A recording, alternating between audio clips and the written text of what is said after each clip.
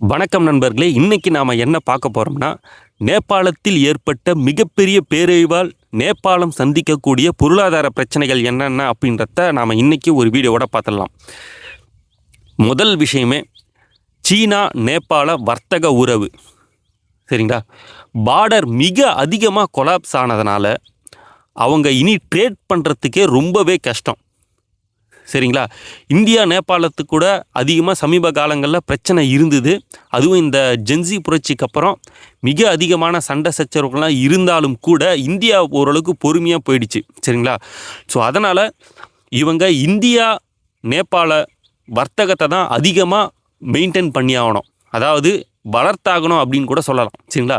So இப்போதைக்கு இந்திய நேபாள உறவை எந்த அளவுக்கு துரிதமாக மேம்படுத்துகிறாங்களோ அந்த அளவுக்கு ஓரளவுக்கு நேபாளம் மீண்டு வரும் அப்படின்னு சொல்லலாம்.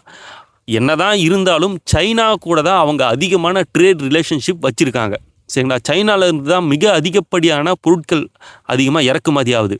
ஸோ இந்த ட்ரேட் ரூட்டு ரொம்பவே மோசமான நிலைமையில் பாதிக்கப்பட்டதுனால இவங்க சைனா நேபாளம் ட்ரேடை இவங்க சரி பண்ணுறதுக்கே 1 வருஷம் 2 வருஷம் கிட்ட ஆகிடும். சரிங்களா? ஸோ அதுதான் மிகப்பெரிய பிரச்சனை. ரெண்டாவது, டூரிசம் பாதிப்பு. இங்கே திபத்தில் இருக்கிற கைலாஷ் மவுண்டனுக்கு இந்தியாவிலிருந்து சுற்றுலா செல்கிறவங்க ரொம்ப அதிகமாக இருக்கிறாங்க. சரிங்களா? ஸோ நிறைய பேர் போவாங்க அப்படின்றது ஒரு உண்மையான விஷயம். இப்போது அந்த சைனாவில் அந்த செக் பாயிண்ட்ஸ்லாம் இருக்குது. ஸோ அது எல்லாமே கொலாப்ஸ் ஆகிடுச்சு. சரிங்களா? ஸோ டூரிசம் எனக்கு தெரிஞ்சு இதுவுமே ஒரு வருஷம் கிட்ட ஆகிடும் அப்படின்னு சொல்லலாம். அடுத்தது, இவங்க லோன் வாங்கி தான், அதாவது உலக வங்கி மற்றும் சீனா கிட்ட இருந்து அதிகமாக லோன் வங்கி தான் பாலங்கள் அதிகமாக கட்டினாங்க. கிட்டத்தட்ட 13 மேம்பாலங்கள் மொத்தமாக கொலாப்ஸ் ஆகிடுச்சு. சரிங்களா?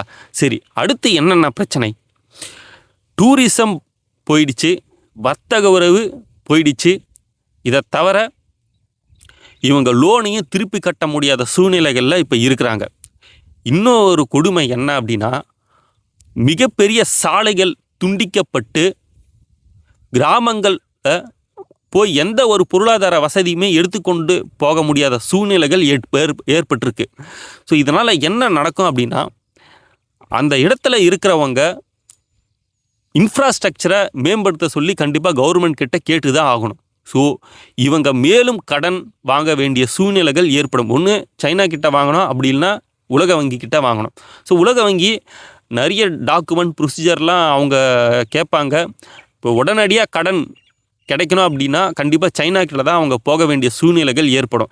உடம்புக்கு எப்படி ரத்தம் முக்கியமோ, இரத்த குழாய்கள் முக்கியமோ, அதே போல் ஒரு நாட்டுக்கு மின்சாரம் தான் ரொம்பவே முக்கியம், அதாவது உயிர் நாடி அப்படின்னு சொல்லலாம்.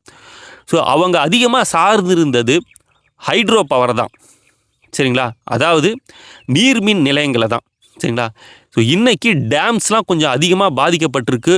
ஸோ கண்டிப்பாக நீர்மின் நிலையம் ரொம்பவே மோசமாக இருக்கிறதுனால, அதாவது மோசமாக பாதிப்படைஞ்சதுனால இவங்க இதை இன்ஃப்ராஸ்ட்ரக்சரை கண்டிப்பாக டெவலப் பண்ணுறதுக்கு 3 வருஷம் ஆகும் அப்படின்னு சொல்கிறாங்க. ஸோ இதனால் என்ன நடக்கும் அப்படின்னா, இவங்க மின்சார தேவைகளுமே அதிகமாக பூர்த்தி ஆகாது. சரிங்களா?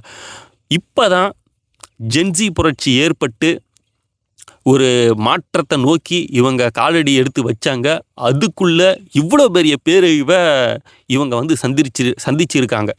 ஸோ கண்டிப்பாக இதிலிருந்து அவங்க மீண்டு வருவாங்களா? இளம் தலைமுறையினர் எப்படி இந்த நாட்டை எடுத்துக்கிட்டு போக போகிறாங்க அப்படின்றது மிகப்பெரிய கேள்விக்குறி. அது மட்டும் இல்லை, இப்போ இருக்கிற அரசாங்கமே ஒரு அமெரிக்கன் ஃப்ரெண்ட்லி அரசாங்கம் தான். சரிங்களா? ஸோ கண்டிப்பாக இவங்க சீனாவோட எப்படி வர்த்தகத்தை மேம்படுத்தி இவங்க தங்களுடைய ஆட்சியை நிலைநிறுத்த போகிறாங்க அப்படின்றது ஒரு மிகப்பெரிய சவாலாக இருக்க போது. என்ன நடக்குதுன்னு பார்க்கலாம். இந்திய நேபாளம் உறவு இந்த காலகட்டத்தில் அதிகமாக மேம்படுமா அப்படின்றதையும் நம்ம பார்க்கலாம்.